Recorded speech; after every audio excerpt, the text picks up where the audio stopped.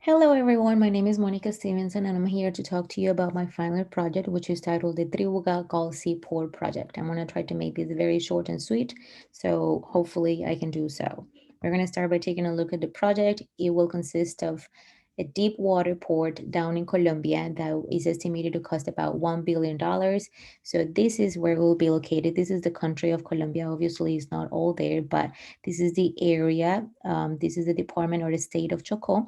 Tribugá is the name of the Gulf, which is right here.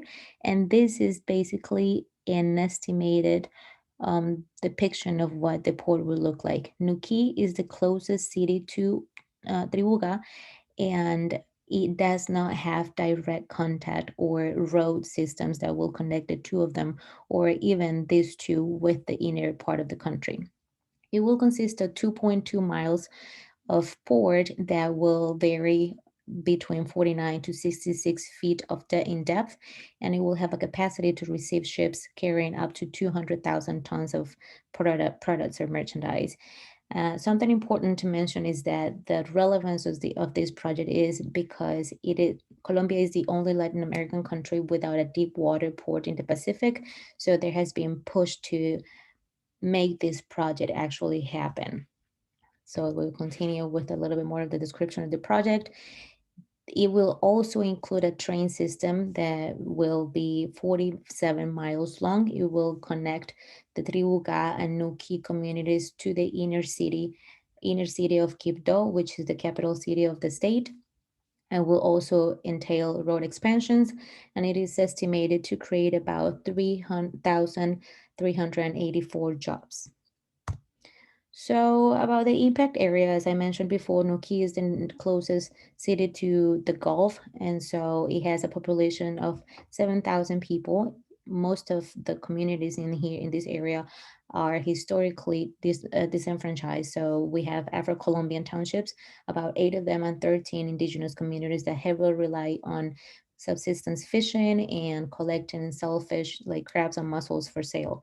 It has a very small airport because, as I mentioned, it doesn't have a way to connect with the inner part of the country. So either you get there by boat or by aircraft. It has a small hospital and a high school, and it has a very small commercial infrastructure. So, more about the impact area. It is very, very biologically diverse, and it has a lot of attention in the international world just because it provides a lot of ecological services. So, just to mention a few of the things that you can find here, we have about 12,300 acres of mangroves.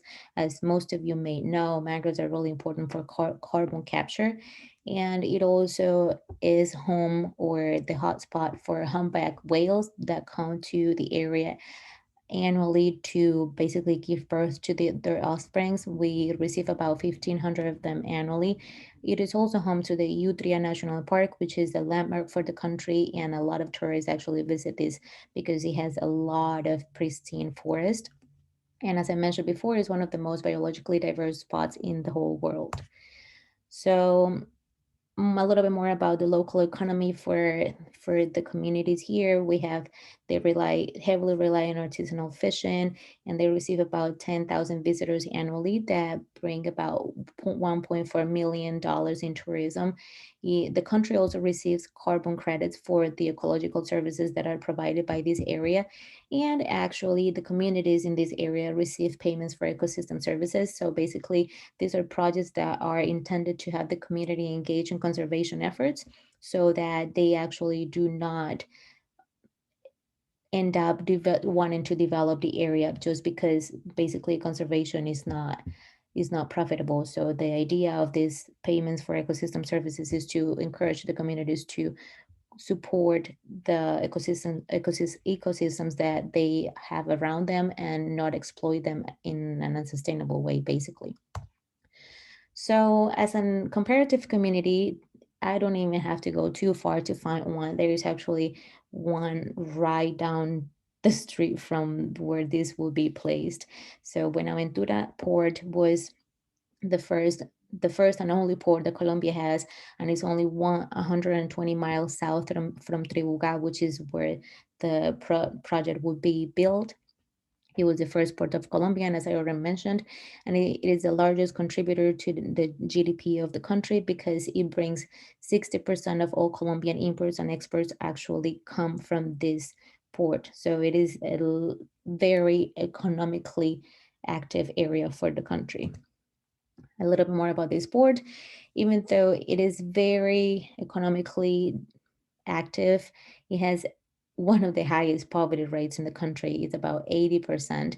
And people in this area do not really have access to water. And if they do, it's only for 8 hours every 2 days. They don't have sewage. Well, for the most part, they don't have a sewage system that is functional for all the population. So only about 40% of them actually can rely on sewage systems. And there is an unemployment rate of 65%. So this is basically what institutional and systemic racism looks like in Colombia. 90% of the population in this Buenaventura city is Afro-Colombian. So this is the area that is being seen as the reference for how the community in Tribuga and Nuki would look like if they actually implemented the port. So, as plan for public involvement, if this project was to ever actually happen, I would suggest that, of course, we have to have community forums where all the communities are engaged in in basically conversations where they can express what they feel this project would impact their lives, and also to provide input as to how the project, if it was ever approved, could be actually improved as well. So key informants and expert input I included as part of the public involvement, just because I feel like there is a lot of scientific data that supports the idea of not building this port. So sometimes these projects can actually overlook community forums, and having the support of the scientific community can actually impact or have a higher or a higher impact on the decisions that the government makes. Also, I would suggest community leaders needs assessment surveys, just because these communities are very tight, and for the most part, they're communities that do have a reliable member or a leader because they're indigenous or small localized groups of Afro-Colombian communities. So they have leaders in their small communities that would be very helpful in providing input as to what the communities need for a project like this to function.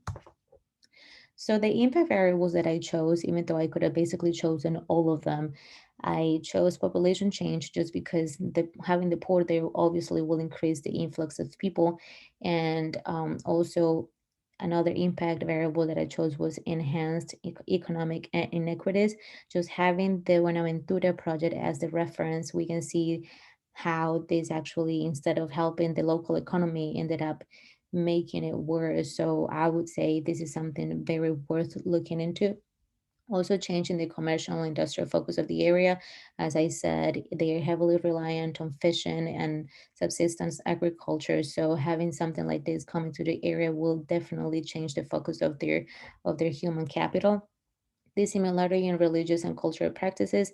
As I said, there are a lot of indigenous communities that live in this area. So having people from the inner cities or other countries actually coming to implement the project and build it will definitely impact their practices.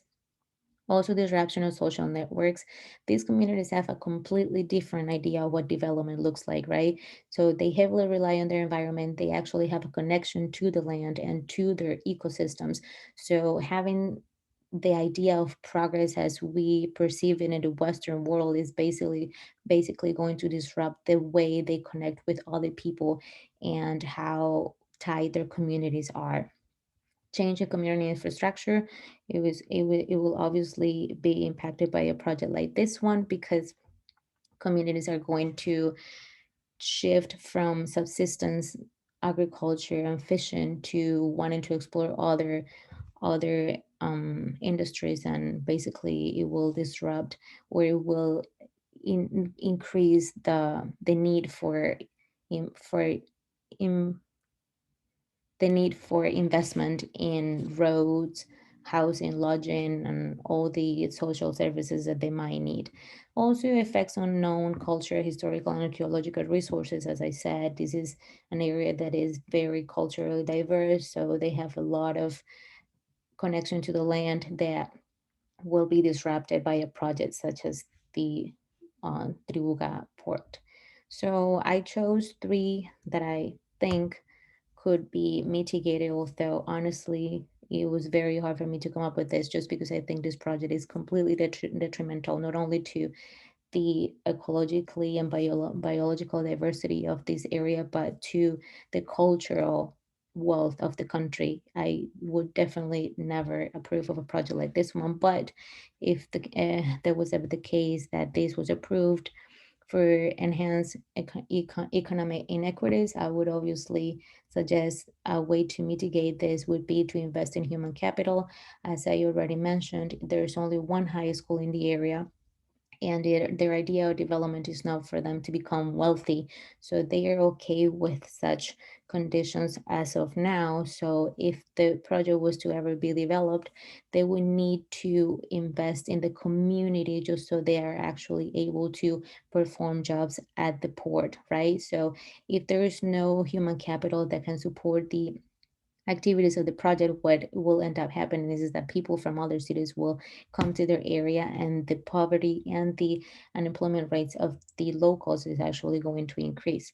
For population change, since there's going to be an influx of people, of course there will have to be investment in expanding housing and lodging capacity so that people can actually live in the area. And for the effects on culture and historical sites, a way to mitigate this is to get the input from the communities and see how and where those spiritual rituals take place and what areas they consider dearest to the heart so they are not impacted by the development of the port.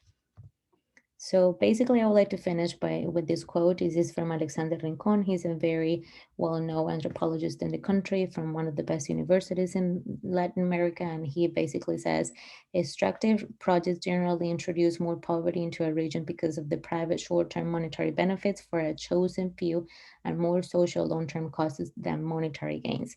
So this is exemplified in all things that I already mentioned. The port will basically increase a lot of the GDP for the country, but it will not, the money that will be received from such investment will not come to impact the community in a meaningful way. And if anything, it's going to end up making their livelihood worse by taking away the local economy.